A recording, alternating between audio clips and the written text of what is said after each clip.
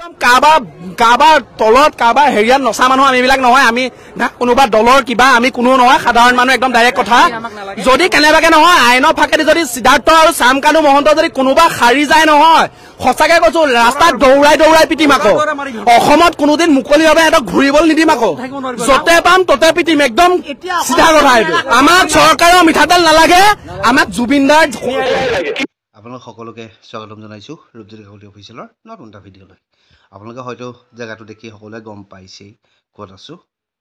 হয়, মই বৰ্তমান আছোঁ জুবিনদাৰ সমাধিস্থললৈ। ইয়াৰ পৰা প্ৰায় 1 কিলোমিটাৰ আছে আৰু এই 1 কিলোমিটাৰ বাট ইমানেই যান জঁট, মানে মানুহ গাড়ী পাৰ হ'বলৈ চিন্তা কৰিবলগীয়া হৈছে। আৰু জুবিনদাৰ এই সমাধি ক্ষেত্ৰত ৰাতি এতিয়া 9:30 বাজিলে। 9:30 বজাত ইমান ভিৰ, মানে কিহৰ বাবে হৈছে আপোনালোকে সকলোৱে গম পাইছে। আমাৰ হিয়াৰ আমঠু আমাৰ মাজৰ পৰা এই দুজন দুষ্কৃতিকাৰীয়ে, লগতে শেখৰো বাৰু, তিনিওজনে লগ লাগি তেওঁক হত্যা কৰিছে। গতিকে আমি সকলোৱে জুবিনদাৰ ন্যায় বিচাৰিছোঁ। আমাক জুবিনদাৰ ন্যায় লাগিবই। আৰু ব'লক এতিয়া,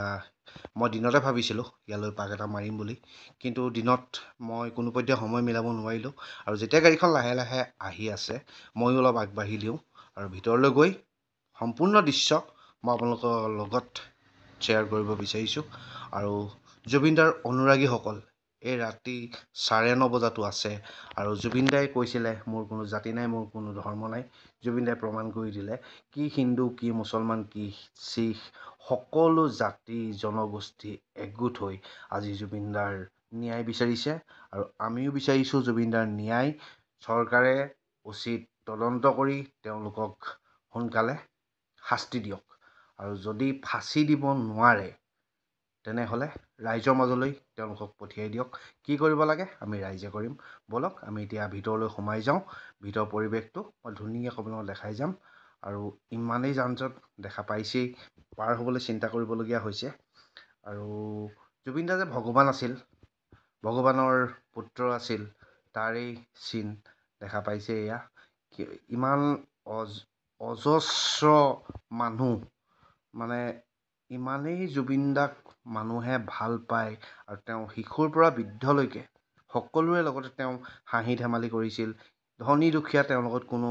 ভাৱ নাছিল। তেওঁ ধনীবিলাকতকৈ দুখীয়া মানুহৰ লগত বেছি সংগ কৰিছিল। তাৰো প্ৰমাণ আপোনালোকে সকলোৱে পাইছেই। আৰু GMC মুখাগৰ যিখন হোটেল আছিলে কছাৰী বুলি, তেওঁ হোটেলত মই তেওঁক প্ৰায়ভাগেই পাওঁ। আৰু GMC মুখৰ এখন মানে সৰু চাহ ঘুমটি দোকান আছিলে, সেই দোকানখনতো তেওঁক পাইছোঁ। কেইবাবাৰো পাইছোঁ জুবিনদাক ৰাতি 2টা-2:30 বজাত।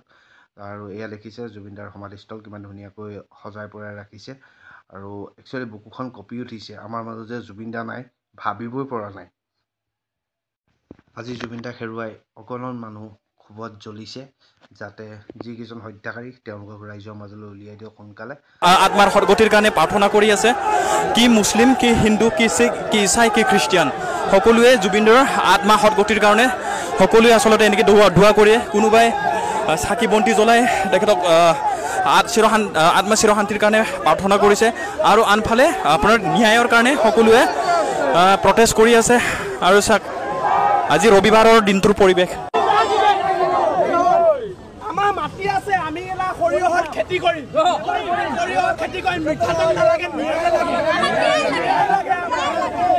মিঠাতেল নালাগে, লাগিব নেকি মিঠাতেল?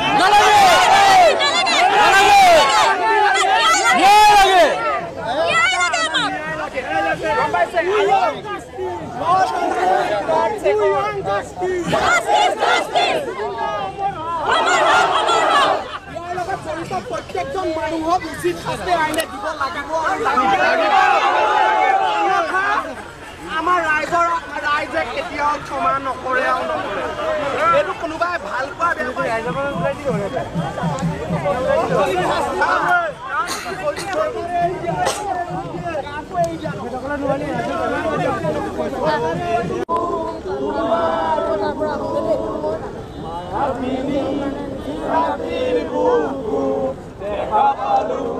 তোমাৰ ছবি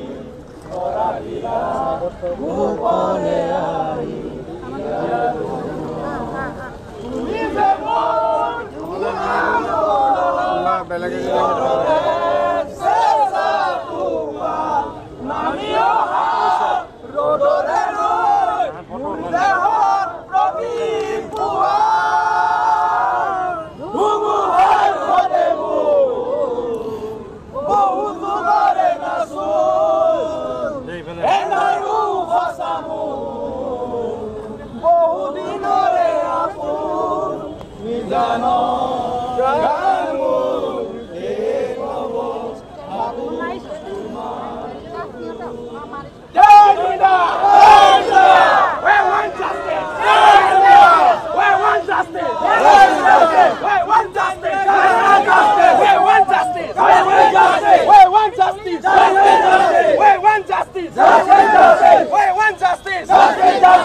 সিধা কথা কাকো ক্ষমা কৰা নহব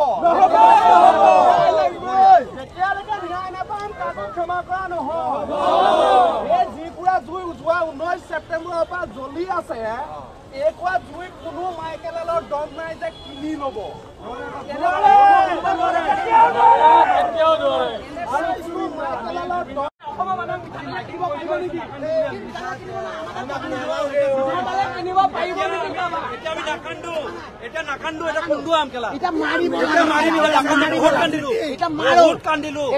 আমাক ন্যায় লাগে একদম সিধা কথা আৰু চৰকাৰে যদি ন্যায় দিব নোৱাৰে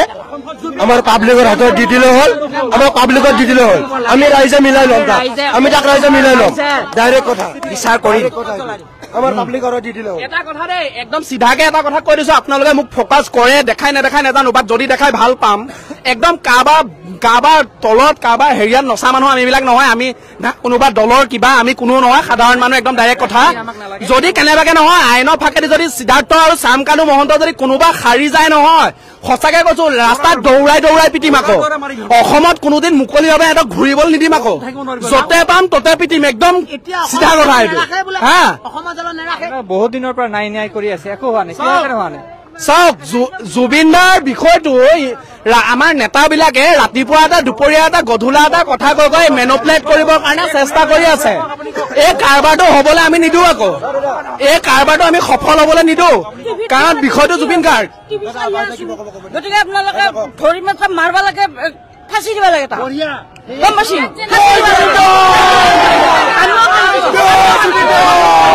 যেনেকে ফাঁচি দিতে মাৰিছে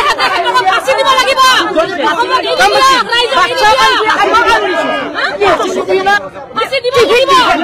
নহব ফাঁচি দিব লাগে ডাইৰেক্ট ফাঁচি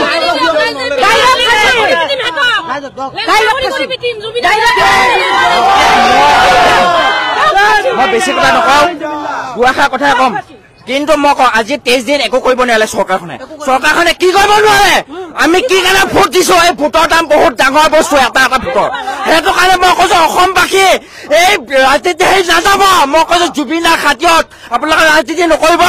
আৰু ৰাজনীতি যদি ন্যায় নাপাওঁ জুবিন দা আমি নেপালৰ পৰিস্থিতি কৰিব কাৰণে বাধ্য হ'ম হিমন্ত বিশ্ব শৰ্মাই কৈছে হয়নে আজি আমাৰ অসমত যিমানখিনি জেল আছে এখন জেলতো বোলে নাৰাখে সিহঁতক কি হিচাপত নাৰাখে মোক বুজাই দিয়ক সি অসমহে কৰ মানুহ মাৰিছে জুবিন দাকে মাৰিছে জুবিন দা কৰ আছিলে অসমৰ আছিলে বাহিৰত মানে কি মানে আৰামছে এচিড খুৱাই ৰাখিব আৰামছে ৰাখিব কথাটো হৈছে আপোনালোকৰ নাই লাগে নহয় প্ৰথম শব্দটো হিমন্ত বিশ্ব শৰ্মাই এতিয়ালৈকে কি কৈ আছে মানে কি বুজাইছে জুবিন দাৰ ক্ষেত্ৰত ৰাজনীতি নচলিব হয়তো অসমত বহুত মৃত্যু হৈ যাব জুবিন দাৰ কাৰণে মই কৈছো অসমবাসী এটা ভিতৰত বহুত দাম আছে অসমবাসী যদি ভাবে ন্যায় কৰিম বুলি এই বিজেপি চৰকাৰকে কোনো চৰকাৰ আমি গ্ৰহণ নকৰো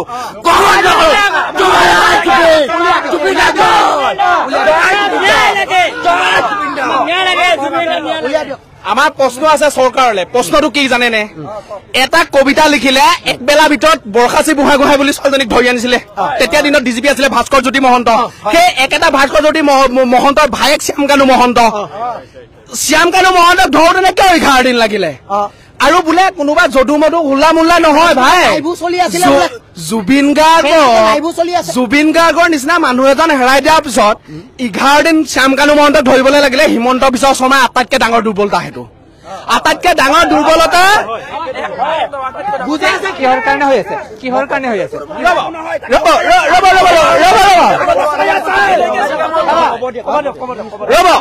ৰব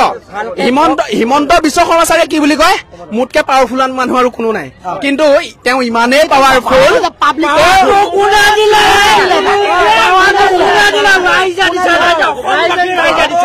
সেইটো কাৰণে মই কৈছো অসমবাসী একতা হৈ থাকিব আমি ভোট দিলে কিন্তু আমি ভোট নিদিওঁ বিজেপি চৰকাৰকে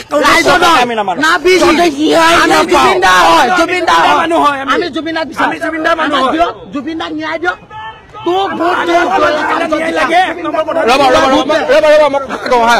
মই কথা এটা কওঁ হা যে কি হিমন্ত বিশ্ব শৰ্মা ছাৰে যেনেকে কয় মই পাৱাৰফুল মোতকে পাৱাৰফুল মানুহ কোনো নাই কিন্তু ইমানেই পাৱাৰফুল তেওঁ শ্যামকানু মহন্তক ধৰিব লাগে 11 দিন লাগিলে 11 দিন লাগিলে তেওঁ কিমান পাৱাৰফুল আমি গম পাই গলো অলৰেডি ঠিক আছে মোক আজি হয়তো মোক নাজানো মোক হয়তো গুৱাহাটীৰ পৰা উঠাই আনিবগে মোক উঠাই আনিব পাৰে ঠিক নাই বহুত মানুহে প্ৰটেষ্ট কৰিছে ইহঁতক এদিনতে উঠাই লৈছে কিহৰ কাৰণে হৈছে আৰু আমি ন্যায় কিহৰ কাৰণে পোৱা নাই আমি চাওক আমি আচলতে গণতান্ত্ৰিক দেশৰ মানুহ হিচাপে ইমান দিনে ধৈৰ্য ধৰি আছো প্ৰথম দিনৰ পৰা আমি ধৈৰ্য ধৰি আছো আমি ধৈৰ্য কেলে ধৰি আছো যে আইন আদালতৰ ওপৰত আমাৰ বিশ্বাস আছে আইন আদালতে আমাক কিবা এটা সঠিক দিব উত্তৰ এটা দিব আমি সেই উত্তৰটো পাম বুলি ভাবিছো কিন্তু আমিতো মিঠাতেল বিচৰা নাই এইটো সময়ত যোৱা 19 তাৰিখৰ পৰা আমি ক্ষোভত আছো আমি মিঠাতেল বিচাৰিছো নেকি আমি অসমীয়া মানুহ হয় মই হাজৰিকা টাইটেল লিখো হা মোৰ লখিমপুৰত ঘৰ আমাৰ মাটি আছে আমি সৰিয়হৰ খেতি কৰিম আমাক মিঠাতেল নালাগে চৰকাৰ আমাক চৰকাৰৰ মিঠাতেল নালাগে আমাক জুবিনদাৰ কিয় হৈছিলে কোনে কৰিলে যদি বিহ দিছিলে কিয় দিলে সি কি পাব লগা আছিলে জুবিনদাই ইমান বছৰৰ পৰা গান গালে 5 কোটি টকা দি পেলাই ঘৰ এটা কিনিব নোৱাৰিলে আজি আমি অসমৰ আমি জনতা আছো জুবিনদাৰ লগত হা জুবিনদাক আমি প্ৰতিটো মানুহে এটকাকে দিলেও কোটি কোটি টকা হব গতিকে এইটো কোনোবাই ভাবিব নালাগে যে কি জুবিন দুখীয়া জুবিনৰ তহঁতি টকাহে মাৰিছ জুবিনৰ লগত হাজাৰ হাজাৰ লাখ লাখ হৃদয় আছে লাখ লাখ হৃদয় আছে জুবিনৰ লগত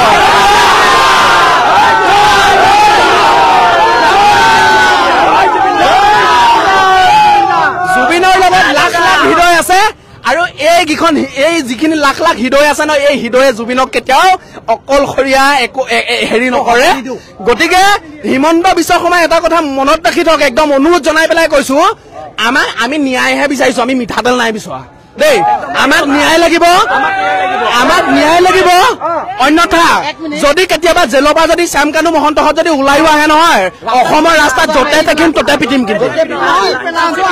য'তে দেখিম ততে পিটিম কিন্তু এটাই কথা হ'ল আমাক ন্যায় লাগে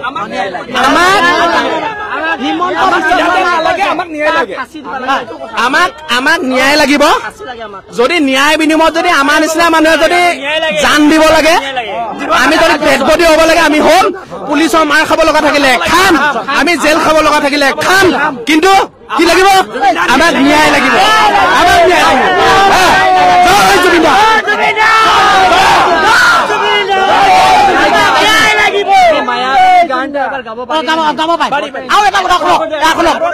আমি দালি বিচাৰিছিলো নে আমি দালি বিচাৰিছিলো হিমন্ত বিশ্ব শৰ্মাক নে নিমখ বিচাৰিছিলো দালি বিচাৰিছিলো আমি জুবিনদাৰ মৃত্যুৰ ফুল তদন্ত আমাক লাগিছিলে আমি দিল্লী বিচাৰিছিলো সি যে দালি দিম কৈ আছে কিয় দালি দি আছে মই কৈ আছো মোৰ ঘৰ লখৰা গুৱাহাটী লখৰা মই সঞ্জীৱ দাস মই লখৰা লৰাই গুৱাহাটী লখৰা মই কৈ আছো চিএম ছাৰক প্ৰশ্ন কৰি আছো চাৰ্জশ্বিটৰ কাৰণে 3 মাহ কিহৰ কাৰণে সময় লাগে চাৰ্জশ্বিট দখল দিব চাৰ্জশ্বিট জমা দিবৰ কাৰণে চাৰ্জশ্বিটত কেলে নহয় 3 মাহ চাৰ্জশ্বিটৰ 3 মাহ যদি চাৰ্জশ্বিটৰ কাৰণে 3 মাহ লয় তাৰ পাছত যে ন্যায় ব্যৱস্থা কিমান পিছুৱাব ইলেকশ্যন আগত ইলেকশ্যন আহি আছে 3 মাহৰ কাৰণে কিহত চাৰ্জশ্বিট দিবৰ কাৰণে 3 মাহ লাগে ফাষ্টেগত কেলে নহয় আমাৰ এইটো ছিংগাপুৰত কেলেলৈকে যাব মানে তাত কিয় হোৱা নাই আৰু এটা অতি ইম্পৰ্টেণ্ট কথা মই কওঁ এই যে তালি তোলা ইটো মানে কোনো লজিকলেছ মানে কোনো মিনিংলেছ কথাবিলাক যে কৈ যে আছে যে এটা কথা একদম বিজেপি চৰকাৰক ডাইৰেক্টলি কৰিব বিচাৰিছো আমি সাধাৰণ মানুহ দুখীয়া মানুহ অসমীয়া মানুহ অকৰা মানুহ অজলা মানুহ কিন্তু আমি বুৰ্বক নহয় কিন্তু আমি বুৰ্বক নহয় আমাক আঁচনিৰ লোভ দি 1250 টকীয়া আঁচনিয়ে আমাৰ নোৱাৰিব আকৌ আমি ন্যায় বিচাৰি এবাৰ মায়াবিনী গানটো গাব ও মায়াবিনী ৰাতিৰ বুকুত দেখা পালো তোমাৰ ছবি ধৰা দিলা গোপনে আহি হিয়াৰ পুনত তুমি খুটাৰ মনৰ নিয়ৰে চেঁচা টোপা নামি অহা ৰ'দৰে মোৰে প্ৰতিপুৱা ধুমুহাৰ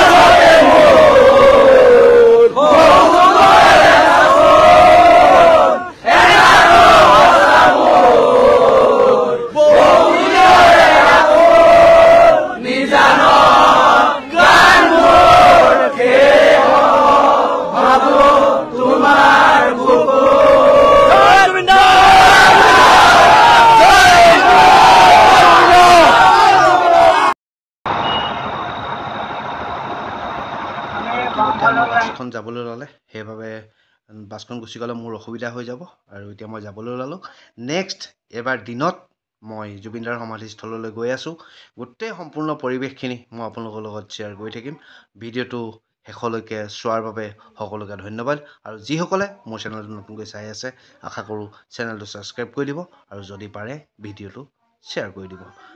ধন্যবাদ